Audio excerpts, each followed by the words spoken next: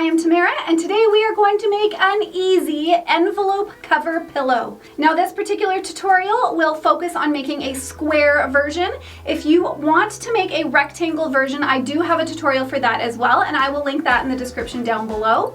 So let's jump into this tutorial. So measure your pillow form from edge to edge. Mine is 18 inches by 18 inches, and then decide if you want to account for your seam allowance or not. In this case, I cut my top piece of fabric at 19 inches by 19 inches. I added an extra inch to account for a ½ inch seam allowance. And now it's time to do a little bit of math to figure out what size our back pieces should be.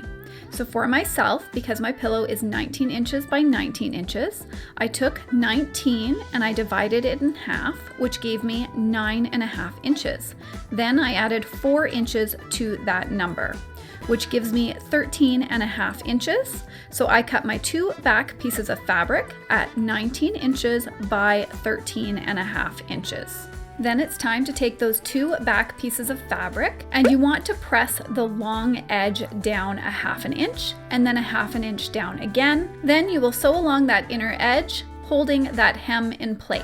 Do this for both back pieces of fabric, that way each piece has one finished edge. Now to make sure that our flaps lay over each other the right way, lay them face up on top of each other so that you know that is how the back of your pillow will look. Then lay your top piece of fabric right sides together on top of that before flipping all of that over so that you are looking at that back piece of fabric. Then you can adjust those pieces of fabric so that they line up with that top piece of fabric, pin all the way around the entire outside, and now it is time to bring it back to the sewing machine.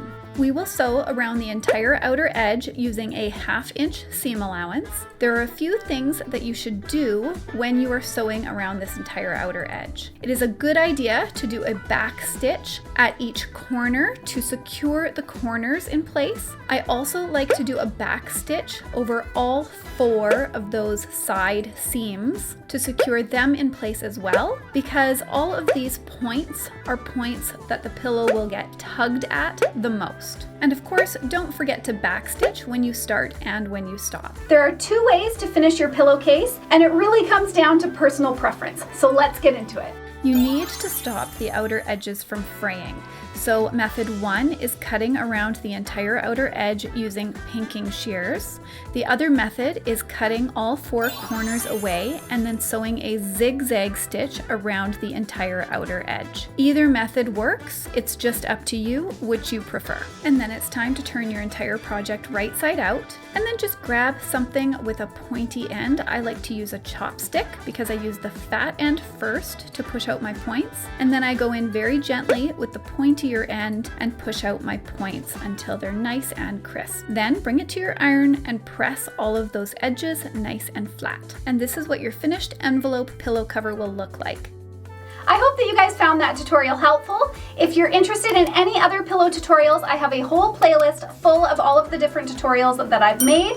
I will link it in the description down below. And if you're interested in making a pillow cover that uses one whole piece of fabric and maybe even add a cute little flange to the outer edge, then I will also link to this tutorial here. I hope that you guys have a wonderful day, and I will see you next time. Bye for now.